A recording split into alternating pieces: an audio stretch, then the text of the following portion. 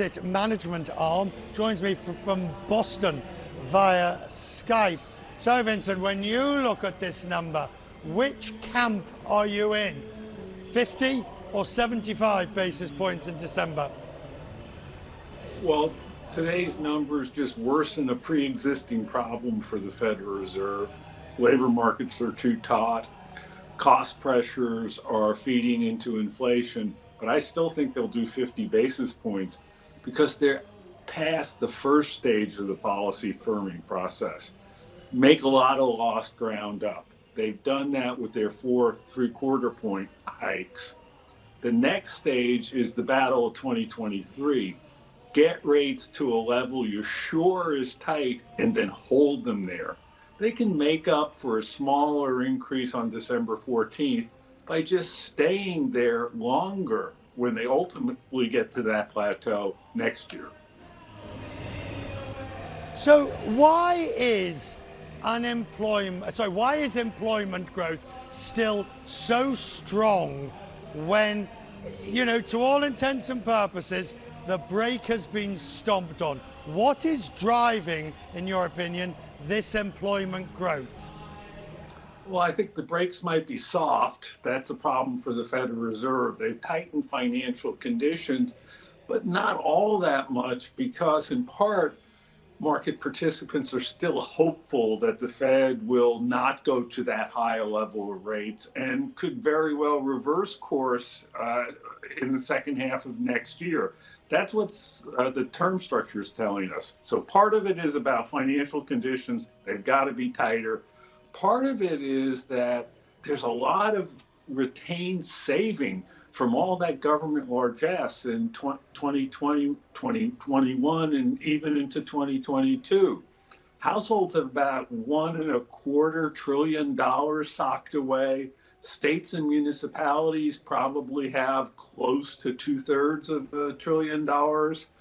That allows them to keep spending even as the termites do their work in the basement. And as we forecast forward, the scenario at the moment, higher rates for longer, I guess we are looking at a recession mid to late next year, because it's starting to seem, Vincent, that if you don't, because what it's starting to seem like is if you don't push that hard, you're not going to get inflation down. And here's the problem. If you put it in economist speak, it's the business cycle is nonlinear. The good times tend to be small net increments to spending and jobs. But when the bad times come, it's sharp, it's sudden, and it's large. So we can turn the corner and find out we're in recession anytime in the next 12 months.